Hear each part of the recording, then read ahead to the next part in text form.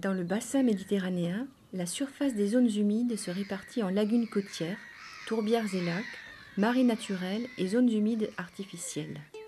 Les deltas, comme celui du Languedoc-Roussillon, dans le sud de la France, constituent les zones humides côtières les plus caractéristiques qui abritent une diversité extraordinaire d'espèces végétales et animales. Chaque année, les zones humides ont leur journée mondiale. Elle a lieu le 2 février, jour de l'anniversaire de la signature de la Convention Ramsar sur les zones humides, du nom de la ville d'Iran où elle a été signée le 2 février 1971. Cette année, le thème de la journée choisi par le bureau de la Convention de Ramsar porte sur les zones humides et les pêcheries. La mairie de Leucate, le syndicat Rivage et le parc naturel régional de la Narbonnaise ont souhaité donner une ampleur pédagogique à cet événement en direction du grand public, des étudiants et des scolaires. Ils ont confié à l'association Océanide l'organisation d'animations dans 5 écoles du territoire du parc autour de l'étang de Leucate et de la Palme. Afin de répondre à l'objectif de sensibilisation, les écoles de la Palme, Leucate, Port-Leucate, Fitou et Treilles ont bénéficié de plusieurs journées d'animation et ont réalisé une exposition collective. Après une explication en classe, nous sommes partis pour réaliser un reportage sur les zones humides. La classe était partagée en 3 groupes. On avait un carnet de reportage sur lequel on pouvait noter, dessiner ou coller ce qui nous semblait important.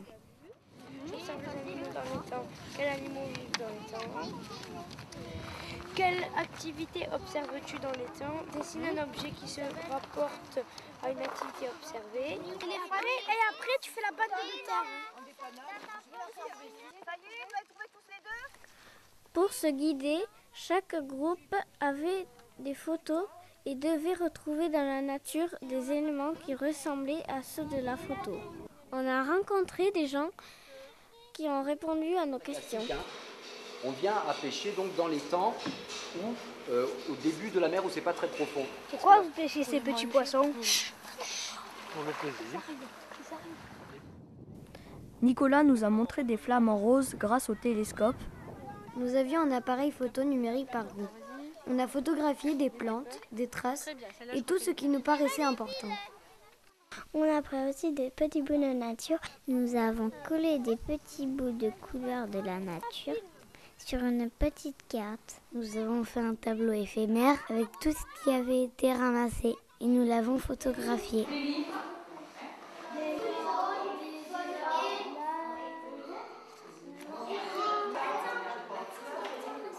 Nicole et Béatrice, les bibliothécaires de Leucate, ont amené plein de livres sur la flore et la faune.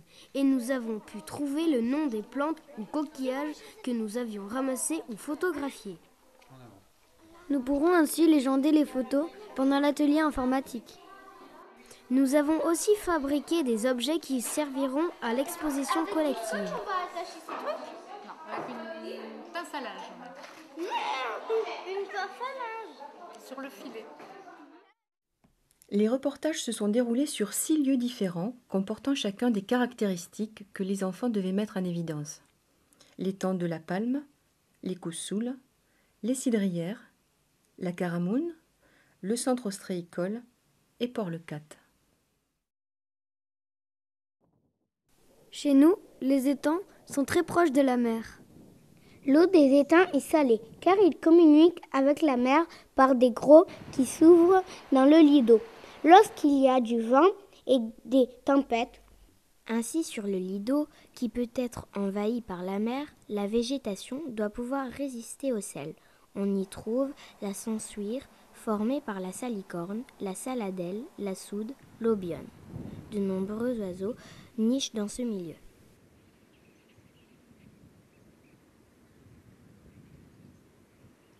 les étangs sont aussi alimentés par l'eau douce des rivières. La roselière occupe ces lieux avec des phragmites, des roseaux et d'autres plantes d'eau douce. Des poissons, des algues, des oiseaux qui nichent sur les petites îles.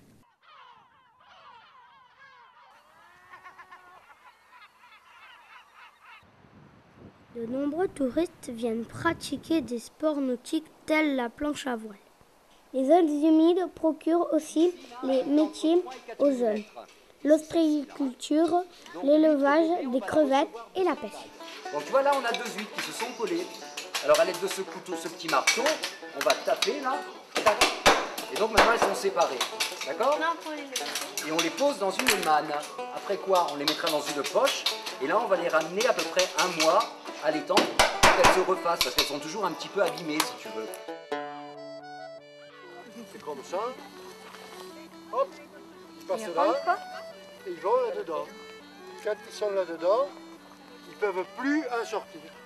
Ils ne peuvent plus en sortir parce qu'à l'intérieur de ça, vous le voyez, il y a des petits filets qui sont de plus en plus étroits. Ce que j'ai pêché, je le mets là-dedans. Oh, il y a une qui est sortie. Il y a une toute petite qui est sortie. S'il y a un petit trou, et si ça grandit, hop, elles s'en vont. Elles s'en vont, elles sont pas bêtes. Hein.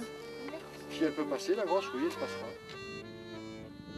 Au cours de ces reportages, nous avons pu observer de nombreux aspects des zones humides, découvrir leurs richesses mais aussi leur fragilité. Nous vous invitons à visiter notre exposition « Regard d'enfants sur les étangs ».